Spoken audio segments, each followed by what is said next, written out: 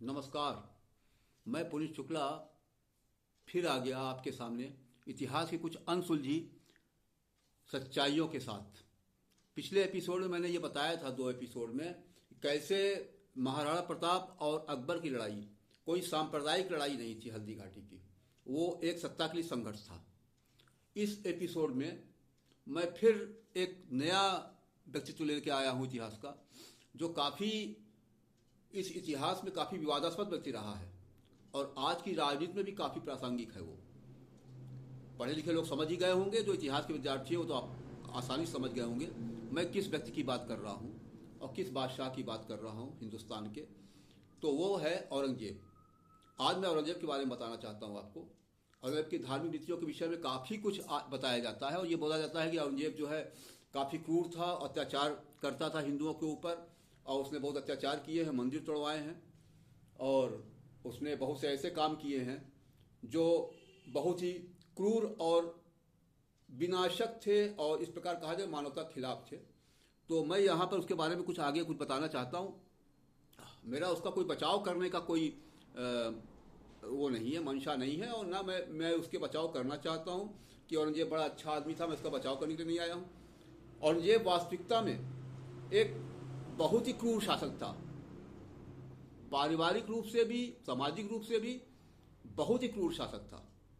अगर देखा जाए तो उसने अपने स्वयं के पिता को, शाहजहां को 8 साल आगरे किले में बंद रखा और उसका पानी तक काट दिया था। उसका पानी भी अगर उसको मिलता था तो उसकी इजाजत से मिलता था औरंगजेब के। शाहजहां की बड़ी लड़की जहानारा उसके साथ 8 साल सेवा करने के लिए जेल में के अंदर ही रखी गई थी और इसने औरंगजेब ने उसको पानी तक मुहैया करने से रोका हुआ था। उसके बाद उसने अपने सामूगढ़ के युद्ध और जो घरमत का युद्ध हुआ था, उसके बाद उसके अपने भाई दारा शिकोह को जब वो पकड़ा गया तो उसे पहले खिजराबाद आगरा में रखा, उसके बाद फिर दिल्ली खिजराबाद किले में रखा और तड़पा तड़पा के मार डाला उसको। उसके बाद अगर देखा जाए, अगर इसके इन क्रूर कामों के आगे अगर देखा जाए तो अपने सगे भाई मुराद को, जो उसके साथ लड़ाई में उसका साथ दिया था और जिसको ये कह के औरंगजेब अपने साथ रखा था कि लड़ाई जीतने के बाद, उत्तराधिकार युद्ध जीतने के बाद मैं जो भी राजपाट पाऊंगा उसमें तुमको हिस्सा दूंगा, हिस्सेदारी दूंगा और तुमको अपने साथ रखूंगा। लेकिन जब युद्ध में वो जीत गया और शासक बन गया, बादशाह बन गया हिंदुस्तान का, तो उसने मुराद को ग्वालियर किले में बंद करा दिया। बाद में उसकी आंखें निकलवा ली और उसको भी मरवा डाला। अपने भाई शुजा को, जो चौथा भाई था उसका, उसको अराकान भगा दी, जहां अराकानियों द्वारा वो मारा गया। उसमें भी राजनीति औरंगजेब की थी। तो कितना कितना क्रूर अत्याचारी शासक था जो अपने सगे पिता को उसने 8 साल किले में बंद रखा, अपने सभी भाइयों को उसने मरवा दिया और उस भाई को भी इतनी कृतज्ञता से मरवा दिया मुराद को कि उसके लिए उसने, मुराद ने अपने सब लोग भाइयों से दुश्मनी ली थी और हर प्रकार से उसका सहयोग किया था, उसको भी नहीं छोड़ा इसमें। तो कितना क्रूर शासक था। अपनी खुद की लड़की जेबुन्निसा को, क्योंकि सूफी संगीत को बड़ा पसंद करती थी, वो सूफी होती जा रही थी, दारा शिकोह अपने चाचा से प्रभावित भी थी, इसलिए उसको इसने 21 साल सलीमगढ़ के किले में दिल्ली में बंद रखा। अपनी सगी लड़की जेबुन्निसा को, अपने पुत्र, उसका नाम जो मोहम्मद मुअज्जम था, उसको इसने जेल में रखा और इतनी कड़ी यातनाएं दी थी कि जब उसको इसने निकाल के 12 साल बाद काबुल का प्रशासक बनाया तो औरंगजेब के फरमान पाते ही वो कांप उठता था। तो अब ये सब देख के नहीं लगता कि वो जो औरंगजेब ने हिंदुओं के साथ अत्याचार किए वो कुछ कम थे, उसने जो अपने परिवार के साथ किए हैं, मुसलमानों के साथ किए हैं। इसका मुख्य कारण क्या है कि जो सत्ता में इसके पक्ष में था उसके पक्ष में ये काम करता था, उसके लिए ये काम करता था, उसको ऊंचे ऊंचे ओहदे देता था। अब उत्तराधिकार के युद्ध में जो राजा जयसिंह था जयपुर का और ये जसवंत सिंह मारवाड़ का, ये जब तक इसके खिलाफ थे तब तक इसने जयपुर में खूब मंदिरों में तोड़ फोड़ की, इन लोग को सताया। लेकिन जैसे ही इन लोग इसके पक्ष में आ गए तो जय सिंह को इसने अपना सबसे बड़ा सेनापति बना लिया।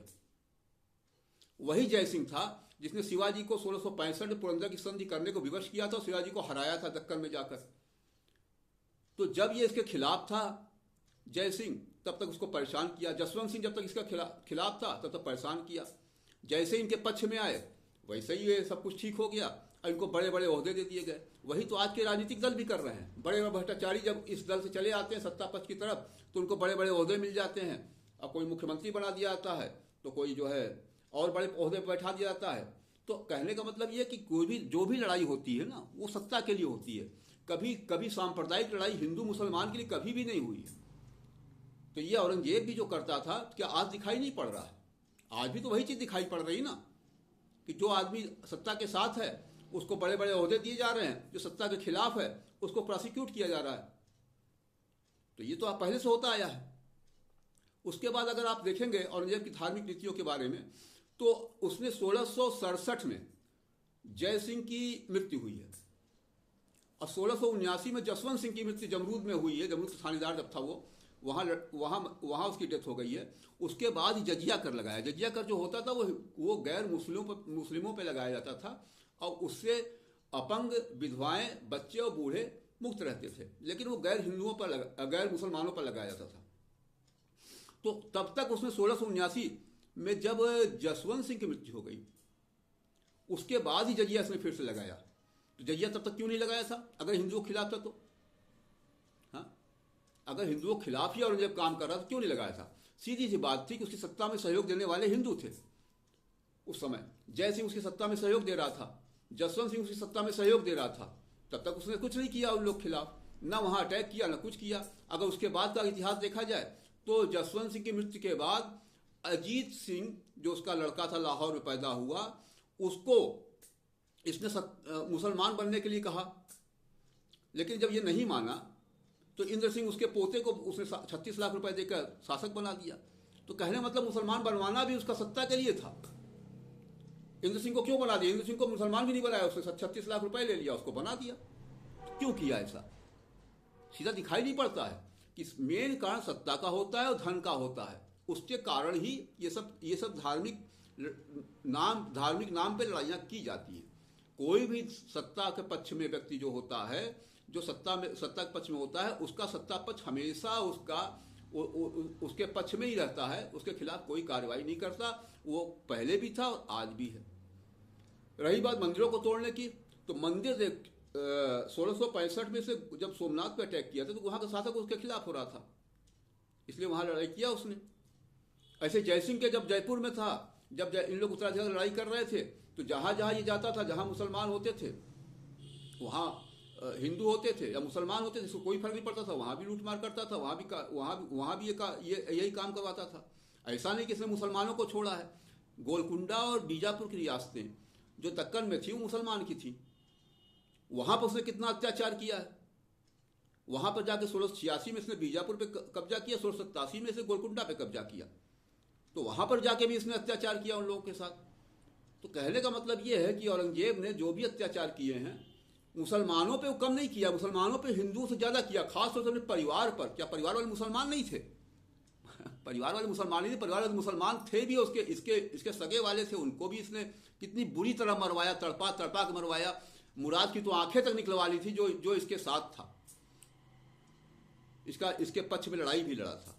तो कहने का मतलब यह है कि जो भी सत्ता पक्ष के खिलाफ रहेगा, जो भी सत्ता पक्ष के खिलाफ रहेगा, सत्ता पक्ष उसका हमेशा विरोध करेगा और उसको दुश्मन मानेगा। वो हिंदू और मुसलमान के बेस पर नहीं मानेगा। आज तक इस प्रकार की बातें फैलाई जाती रही हैं कि औरंगजेब इसलिए अत्याचार करता था कि वो मुसलमान था और हिंदू उसको काफिर समझता था। ये बात नहीं है। क्या उसके पहले ऐसा नहीं किया गया है? बाबर जब लड़ने जा रहा था पानीपत की लड़ाई में, अरे खानवा की लड़ाई में, उनसे राणा संग्राम सिंह से, तो उसने अपने पूरे जो शराब के घड़े थे उनको उल्टवा दिया, फोड़वा दिया और जिहाद का नारा दिया। तब उसको हिंदू मुसलमान याद आया, क्योंकि जानता था कि धर्म के नाम पर हमारे मुस्लिम लोग कट मरेंगे। तब तक उसने हिंदू मुसलमान का नाम नहीं लिया था। लेकिन जब देखा कि राणा संग्राम सिंह बहुत ही बड़ा योद्धा मेरे सामने है राजपूत, और जिससे हम लड़ाई करके आसानी से नहीं जीत सकते, राजपूत वैसे ही बहुत बहादुर होते हैं, लड़ने मरने तैयार होते हैं, इसलिए उसने अपने लोगों को तैयार करने के लिए, उनको निडरता भरने के लिए, धर्म के नाम पे कुर्बान करने के लिए जिहाद का नारा दिया उस समय। तो उसने भी यही काम किया था। जब भी कोई बात होती थी ऐसा हिंदू मुसलमान लड़ाई में, तो हिंदू मुसलमान का रूप दिया जाता धर्म का। तो धर्म का इस्तेमाल केवल राजनीति के लिए किया गया है, न कि कभी ऐसा हुआ है कि धर्म के नाम पर लड़ाइयाँ की गई हों। तो औरंगजेब ने जो भी नीतियाँ अपनाई वो हमेशा से इसलिए नहीं थी कि कोई वो मुसलमान था कोई हिंदू था इसलिए उसने अत्याचार किया या मंदिर तोड़वाए या कुछ और किया, ऐसा कुछ नहीं था।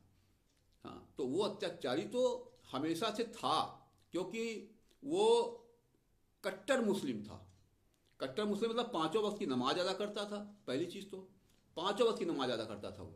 दूसरी बात, वो जो भी सरिया में लिखा हुआ था, सरिया में जिसे बहुत ऐश्वर्य से नहीं रहना लिखा गया है, तो वो चांदी की दवात और सोने की कलम ये सब यूज नहीं करता था।